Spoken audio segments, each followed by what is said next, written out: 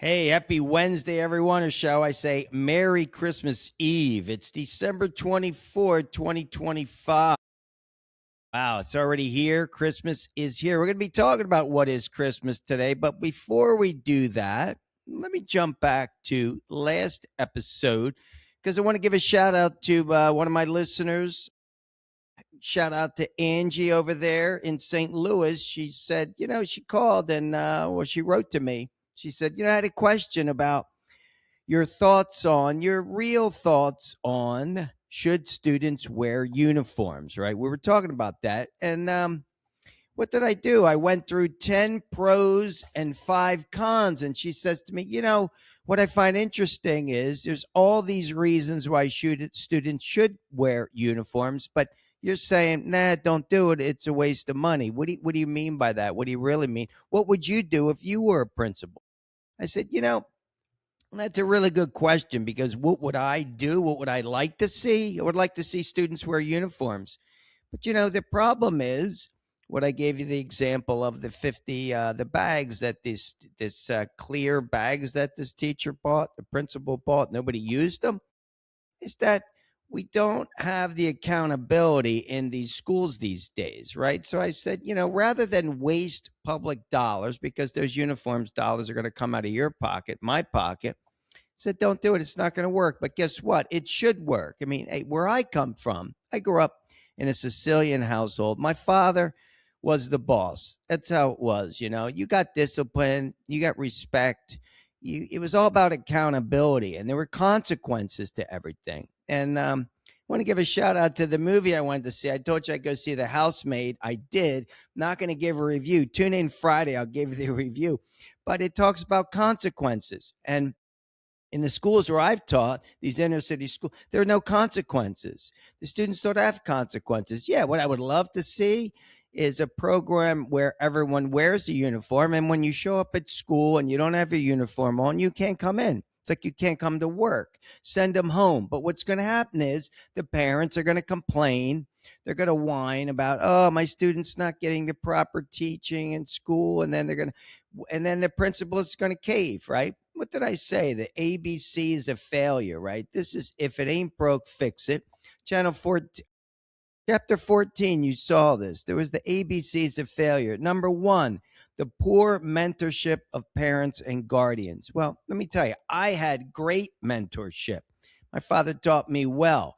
You got to be the A student, but you got to follow the rules and regulations if they do exist. So what I really want to see is schools wearing uniforms for all the right reasons, promotes equality, reduces peer pressure, fosters school spirit, improves focus, enhances safety, instills discipline.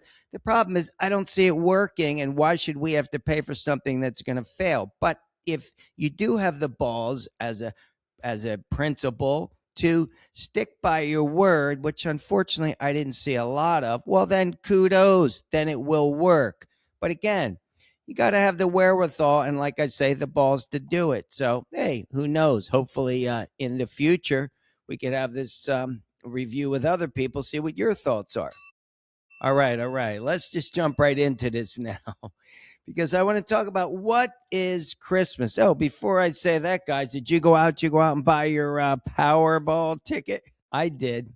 I don't know, $1 billion. How much is it? I have no idea. But I said, let me do that. Not much of a gambling man, other than when I play the cryptocurrencies. You guys know I'm a fan. But let's jump into this. What is Christmas? And well, let me say this because I wanted to make this comment. Confucius, we talked about him in episode 191. That was back in November 30th, right? That was one of my first episodes with the new version of Tola Talks. Confucius, the philosopher, humanitarian, right? He was around 500 BCE. There's a good quote. He said, better a diamond with a flaw than a pebble without, right? What does that mean? A diamond with a flaw. Think about it. Right? He says a diamond represents a person of substance, someone with talent, depth, principles, or vision, even if they carry visible flaws. So it's okay to have flaws. It's like the principle. It's okay not to be perfect, but you have to have your principles in order to enforce a uniform society, a uniform school, you got to stick by your principles, right? As opposed to the pebble. The pebble symbolizes surface level perfection, right? But it says those who appear faultless but lack depth, courage, or meaningful contribution. Confucius suggests that flaws do not negate worth. In fact, they often coexist with greatness. So remember that. Every one of us is flawed to a certain degree, right? But it doesn't negate your worth. It coexists with greatness. Remember that statement? Many things are true at the same time. So, getting back to the principle of principles, well, I wish I saw more of it because unfortunately I didn't. They pushed these students through, and ergo a society that's not very educated. But we're talking about Christmas. 88% of Americans celebrate Christmas. They're going to celebrate tonight, tomorrow. Hey, how about this? Holiday sales are going to top $1 trillion for the first time. All right. That's double over the last 12 years. Parents are spending on average $522 a child. That's up 13% from last year. I mean, hey, we're spending, what is it, travel? There's going to be 122 million people going to hit the road. That's up about 2 or 3% from last year. And what about Santa Claus? Everybody knows Santa Claus. He's got to visit 238 million homes worldwide in 24 hours, right? What's that? We're talking 10 million homes an hour. It's about 2,500 homes a second. Talk about science. Well, hopefully kids aren't listening to this show, but if they are, close your ears because it's not possible. Everybody knows that.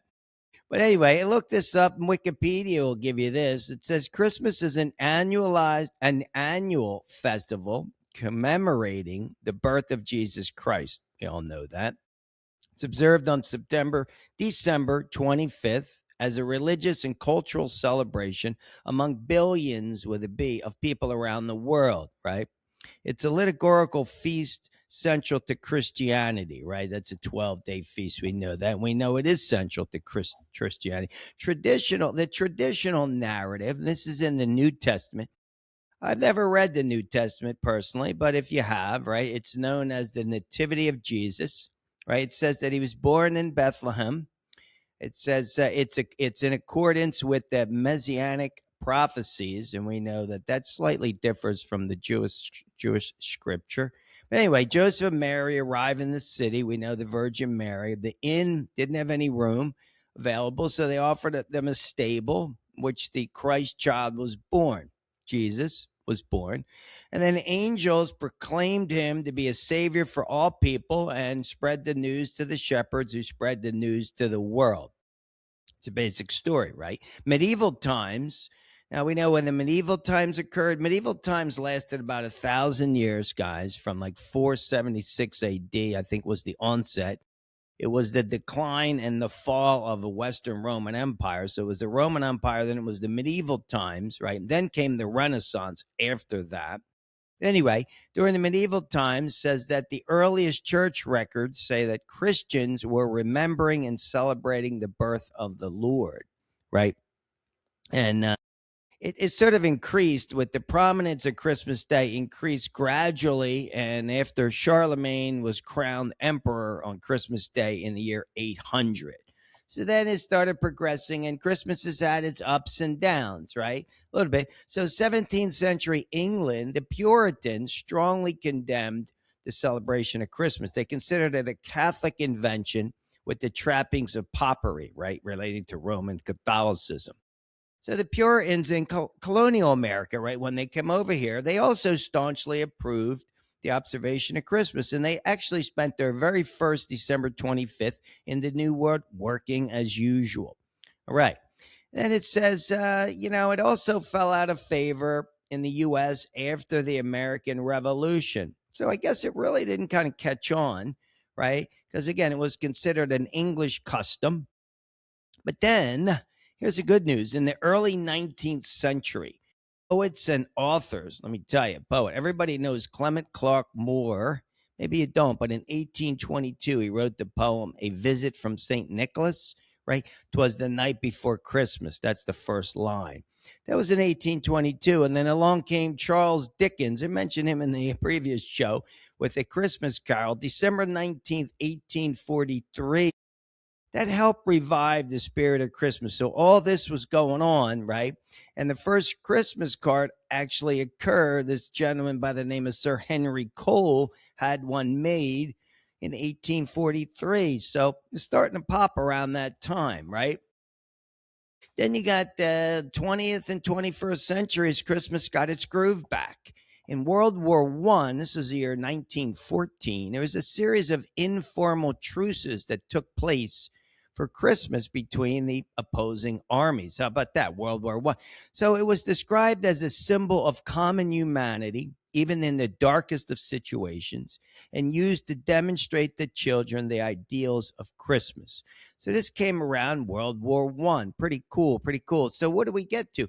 By the time we got to 1991, this is in the Guinness Book of World Records. It's the tallest Christmas tree of all time. Not a cut Christmas tree, but this Gubbio Christmas tree was 2,130 feet tall. It was decorated with 700 lights, and that became the tallest Christmas tree in the world. But the actual tallest cut Christmas tree, and you guys know I lived in Seattle, been to the Northgate Shopping Center many times. This was in December of 1950.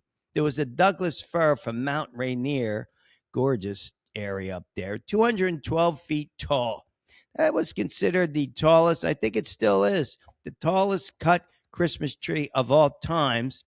It's about 20 miles from downtown Seattle, guys. So pretty cool stuff to know. And we have a pretty cool looking Christmas tree here. You saw I took a picture of it at the Monument Circle here in Indianapolis. Really digging that. So what about this? What about the Christmas lights, right? The practice of lighting trees. When did that come around? Well, hey, the Rockefeller Center it started to build it in 1931. The construction workers actually put up their first tree. It wasn't completed till 39, but the good news is, those guys got with it. And a little bit before that, right, in 1923, President Calvin Coolidge illuminated the first Christmas tree on the White House grounds. Pretty cool, pretty cool. And the practice of lighting trees with electricity didn't begin until the late 1800s, 1882 to be exact. And before that, what happened, because we know electricity, before that, families used wax candles on branches. Pretty dangerous, but that originated 16th century Germany. So how about that? But the practice didn't really catch on until 1917, they said. So it kind of caught on 1917. Then you got the president, 5 years later, boom. And then you got Rockefeller. That's it. That's all for the trees, right? We know that. But it's also traditional, right? What about the traditions of Christmas? I know we used to have some family traditions, and I'll give you a story in a second, one of my favorite memories. But what about the foods? I think there's a lot about foods on Christmas time, right? In Sicily, where I come from, it's the 12 kinds of fishes that are sacred, right? In the UK, there's turkey, goose, or other large birds. In Poland and Scandinavia, fish is used for the traditional main course, but richer meats like lamb are increasingly served. How about Germany, France, Austria? Goose, pork are favorite. And in the U.S., we know it's roast turkey, glazed ham, and prime rib. And of course, pumpkin pie, sweet potato pie is one of my favorites. There's fruitcake and Yule log cake. And of course, eggnog. You know how to make eggnog? I like eggnog without the spirits. They put spirits, brandy, or rum in there. But milk, cream, sugar, whipped eggs with a sprinkle of cinnamon, of course. So talking about traditions, right?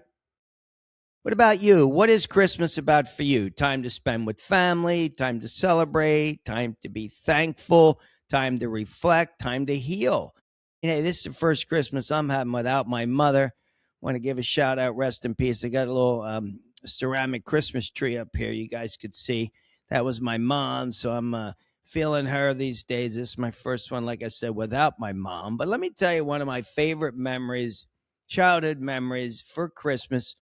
My brother and I, we lived in this two-story cape house in New Jersey, and the second floor, my brother and I each had bedrooms, and we would come down the stairs. There was a staircase overlooking the living room, and this is where my father would be Santa Claus, and when we believed there was a Santa Claus, we would sneak down, and we would always watch him be putting out the gifts. It was pretty cool.